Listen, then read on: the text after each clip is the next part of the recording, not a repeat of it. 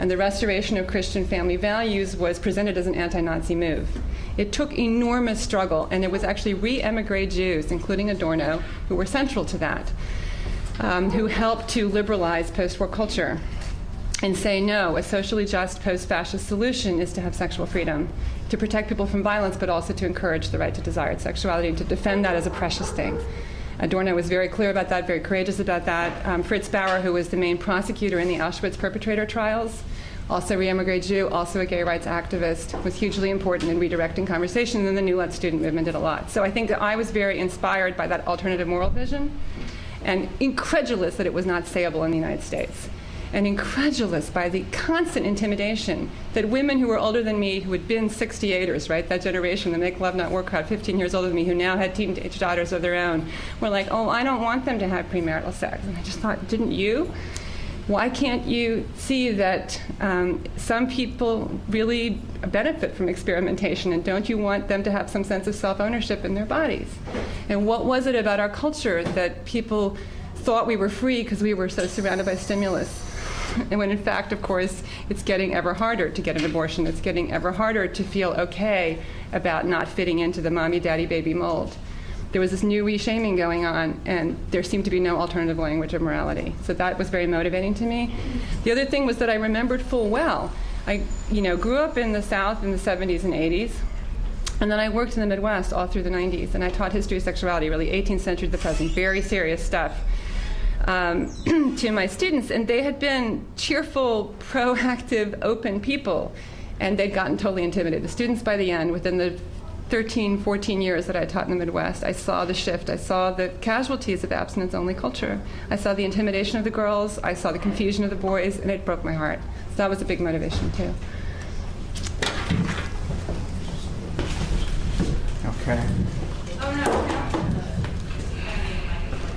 Well, we're taping this for, yeah, so just pass this back to her.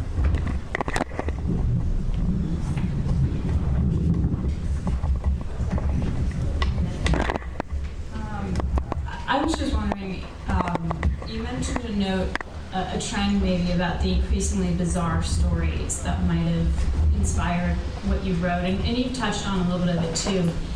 And I was wondering, I'm very liberal, I'm a progressive, I grew up in New York City, but even among liberal sets and liberal friends, there seems to be a kind of a conversational Nazism when it comes to discussing not if midget on donkey sites are wrong or right, but the kind of proliferation of increasingly bizarre atmospheric sexual sort of climates at this point, in my opinion.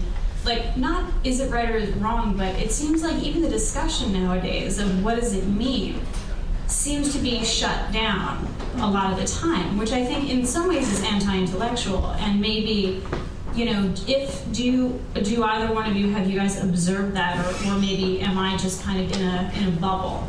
And if so, what does that mean? Look, actually, Wynn and I hadn't met each other before today, but did have a phone conversation earlier today. And one thing that we agree about is that You have to stand up. One thing that Wynn and I agree about is that sex is private, despite all the publicity surrounding it. It's very intense for people, or at least the longing for it to be intense is intense for people. And it's very vulnerable making, and it's an incredibly easy way to manipulate people politically.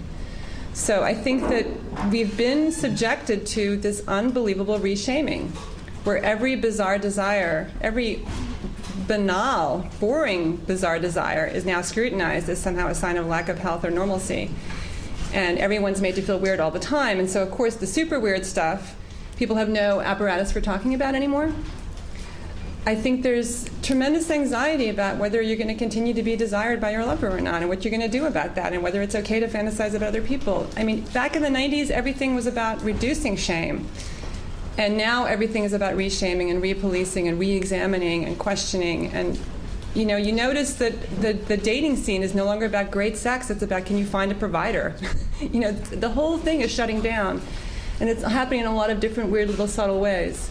And I think that when you asked me this question earlier about what motivated me to write the book, I gave you the answer. But what's happened since then, the last 5 months of being on the road all around the country, and also here in liberal New York City, speaking with liberal leftist feminist types, I am so struck by people saying to me, one woman saying to me, I don't think sexuality is a very happy thing for many people, especially for women. This is like, November 2008. And I said, yes, I think that's right, and that's why we're letting sexual rights erode. And so one of the big things I've come up with that I usually say is sex is imperfect, and that's what makes it wonderful and interesting, but we need to be able to defend it even when it's imperfect. And I think one of the things that's happened through this combination of conservatives being so graphically explicit and dangling this hope of amazing marital orgasms forever and ever, and on the other hand, Democrats getting all intimidated about their family values and whether they really still love each other or not, that combination has given us no space to talk about confused feelings, which everybody has. Well, yes, the conversation I had with Dagmar this morning reminded me of something. Back in the 80s, I used to write about cults. I studied a cult in Oregon called the Rajneesh, and a psychotherapy cult and some other cults. And one of the things you find in cult studies is that every cult, and a cult defined as an organization that wants to take complete control of a group of people, not just some control, not just large control, but complete. One of the things they always make sure they do is get control of people's sexuality.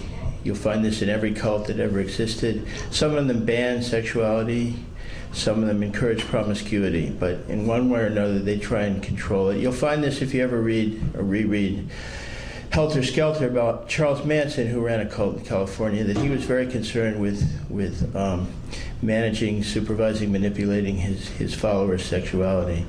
And what Dagmar said that reminded me of it, she said, well, if you can get, it was like the Catholic Church, if you can get control of people's sexuality, you can control them in every other way. And I think that's part of where this impulse comes from. As for the actual original question, I don't really know how to answer midget on donkeys, whether that's, how to discuss whether that's okay. I don't know where to begin on that one. Can I jump in? I mean, just abuse my own authority here. Yeah. Taking off from your question, you've got the right doing its police work, and you've got everybody else trying to be happy. Okay? That's right. That's what I take from your remarks.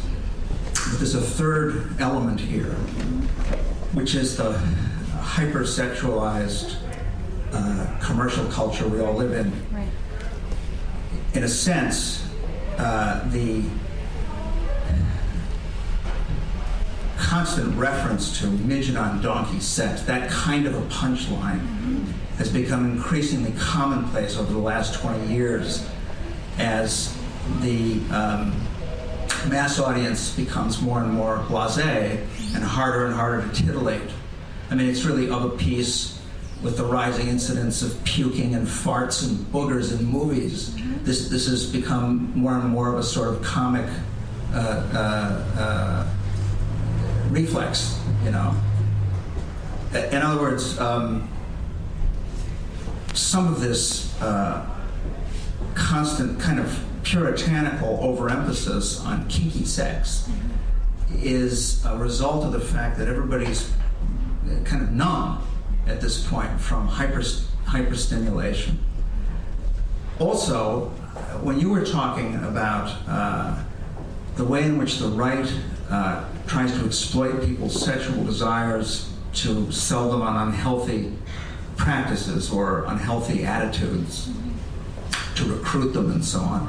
I mean, I immediately thought of things like Cosmo, or any number of TV commercials, which now routinely and brazenly eroticize things like new cars and shoes, They also play on people's sexual desires. They also play on people's loneliness.